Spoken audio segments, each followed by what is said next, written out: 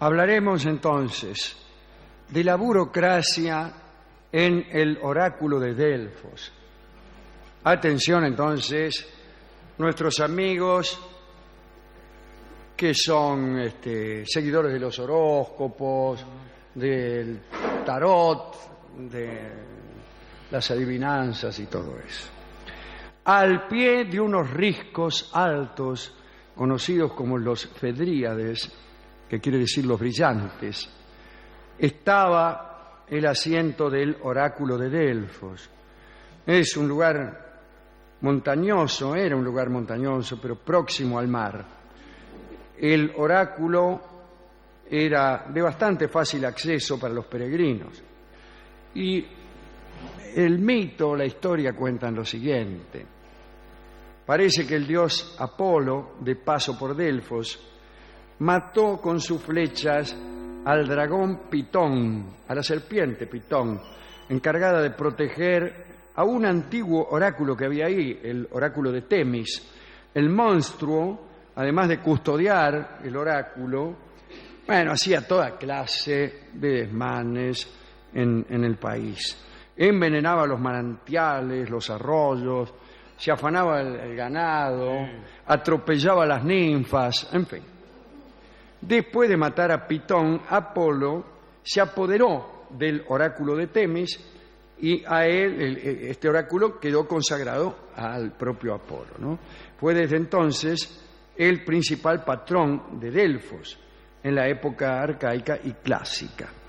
La aparición de las primeras profetisas, las primeras pitias o pitonisas, se produjo allá por el siglo VII antes de Cristo.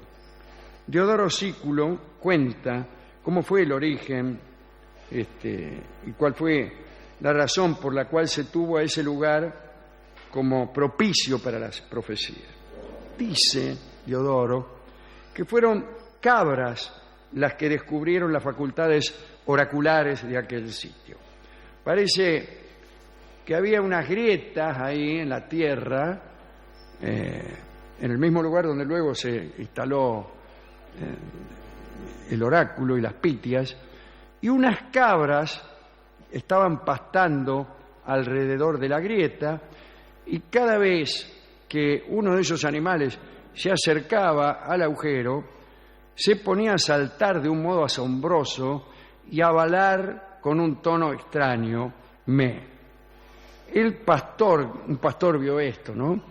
Y impresionado por el prodigio, se aproximó a la grieta y él mismo padeció un entusiasmo notable y se puso a predecir. Ahí nomás, olió un poco el vaporcito que salía de la grieta y dijo, un gran imperio caerá. Bueno, muy bien. Le hizo efecto. El rumor de lo que ocurría cuando alguien se acercaba a la grieta se difundió entre los campesinos, que empezaron a ir en gran número al lugar. Todos hacían la prueba y cada vez que alguno se aproximaba, entraba en estado de éxtasis profético. Dicen que de la abertura salía una exhalación que aquellos hombres y luego las pitonisas recibían por todos los orificios del cuerpo, y que los facultaba para hacer predicciones. Durante cierto tiempo los consultantes iban en grupo para poder decirse el futuro mutuamente, ya que no podías predecir tu propio futuro y sí el de algún otro. Sucedió que muchos, atacados por aquellas exhalaciones, se enloquecían tanto que se tiraban a la grieta y desaparecían en ella, como tirarse a un volcán. Los habitantes de la región, para proteger a la gente del peligro, juzgaron conveniente poner una mujer ahí. Y yo pensé que iban a poner un alambrado. No, una sola profetisa para todos. Y entonces vos ibas y te hacía dar los oráculos por la mena. Se le construyó un trípode de bronce ubicado sobre la grieta. Allí se sentaba la muchacha elegida, mirá vos. Se consideraba que las exhalaciones eran los mensajes de Apolo. Además, las mujeres debían beber agüita en el arroyo Casotis, que ayudaba también a la inspiración profética. La pitonisa era elegida de la siguiente manera. Parece que en los primeros tiempos eran vírgenes hermosas, pero una vez se presentó un tal Egécrates, un tesalio, y se enamoró de la pitonisa, la raptó y la violó. Entonces, para que no volviera a pasar, empezaron a poner unas viejas fuleras. La pitonisa que Esquilo puso en escena en el comienzo de las Euménides era una vieja, y algunas pinturas en ánforas que se encontraron la representan con los cabellos blancos. En la época en que el oráculo gozó de gran prosperidad, había hasta 3 pitonisas al mismo tiempo, 2 sobre la grieta y una suplente, por si alguna se caía por el agujero. Las pitonisas del oráculo de Delfos no estaban constantemente a disposición de los curiosos. En la época más antigua, una vez al año profetizaban nada más. Después, ya más adelante, una vez por mes, el 7 de cada mes. Así que, con excepción de los 3 meses de invierno que no laburaba. O sea, no era mucho laburo. No. Quien deseaba consultar, ya fuera un particular o un delegado de una ciudad, debía pagar un impuesto llamado pelanós, que era algo así como una torta consagrada. El pelanós era la ofrenda previa que daban los consultantes, y obteniendo así el derecho de aproximarse al altar para luego hacer un sacrificio. Después ya no dieron esa torta, sino que dieron plata. Pero a ese pago le siguieron llamando pelanos. Ya que un impuesto se llame pelanos, dice bastante. Sí, pelanos, ¿no? Sí, dice bastante. Las consultas nunca se realizaban sin una prueba previa, ¿no?, que revelase si el dios consentía en ser interrogado. Parece que tiraban agua sobre una cabra. Si la cabra permanecía inmóvil, era porque el dios no estaba dispuesto para la consulta. En cambio, si se movía, enseguida eran admitidos los consultantes. Había otro protocolo curioso. Pasaban primero a quienes los délficos le habían otorgado privilegio de promanteia, una especie de carta de prioridad para la consulta. Si eran varios los que tenían el acomodo ese, la tarjeta promanteia, se echaban suertes para determinar a quién atendería primero. Porque imagínense, atendían una vez por mes, las colas serían larguísimas. Sí. Larguísimas. Y si hay muchos con promanteia. Sí, claro, ¿viste? Me imagino que había todo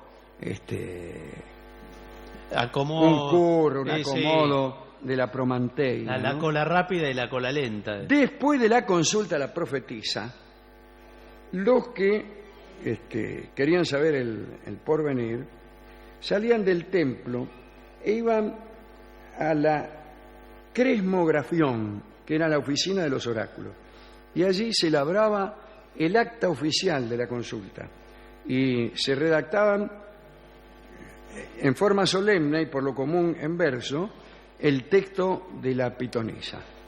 En realidad, la pitonisa sentada sobre el trípode se expresaba mediante gritos y onomatopeyas. Esa materia profética bruta exigía un trabajo de interpretación y elaboración, y de eso se encargaban los tipos de la oficina de los oráculos.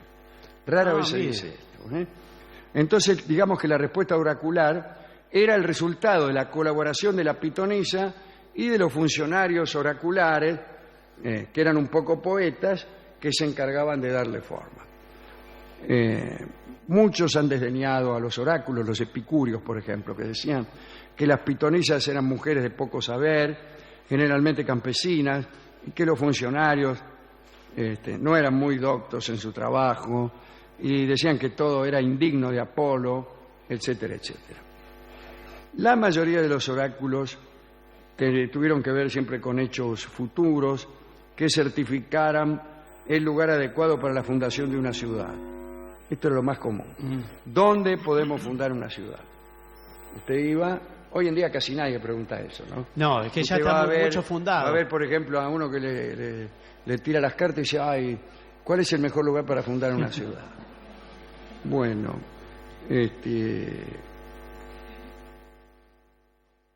en una ocasión, designado para comandar una expedición fundadora, un tal Falantos recibió de Delfos un oráculo, según el cual, oráculo se llama también el mensaje, ¿no?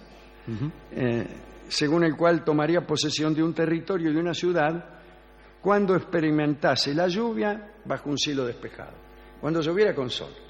Como dijimos al principio, mire. Se casa una vieja. Sí. Al frente de sus barcos llegó a Italia, obtuvo varias victorias, pero no logró tomar ningún territorio. Entonces se acordó del oráculo y de la imposibilidad de que se produjera semejante cosa. El cielo estaba más diáfano que nunca, y como se sintió desalentado, su mujer que lo acompañaba trató de reconfortarlo y lo abrazó. No hubo caso. Falantos continuó quejándose por su desgracia guerrera, y desalentada la mujer lloró. Sus lágrimas mojaron a Falantos y el expedicionario entendió la profecía. A la noche siguiente, envalentonado por el cumplimiento del oráculo, o porque sí, atacó el Golfo de Tarento y se adueñó de aquel territorio. Como todos sabemos, los mensajes oraculares nunca son claros. Es más, estaba rigurosamente prohibido que fueran claros. Tienen que ser metafóricos, oscuros y con una pluralidad de significados. ¿Para qué? Bueno, para que no quede tan evidente cuando te equivocás tampoco. Sí, sí.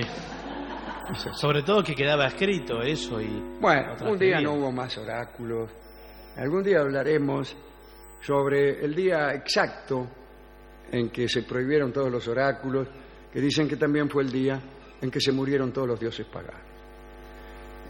Ahora vamos a escuchar a una pitonisa, que es la pitonisa de Lo que me costó el amor de Laura, es decir, es Mercedes Sosa cantando la canción de la pitonisa, también llamada Vidalita del Camino. Adelante.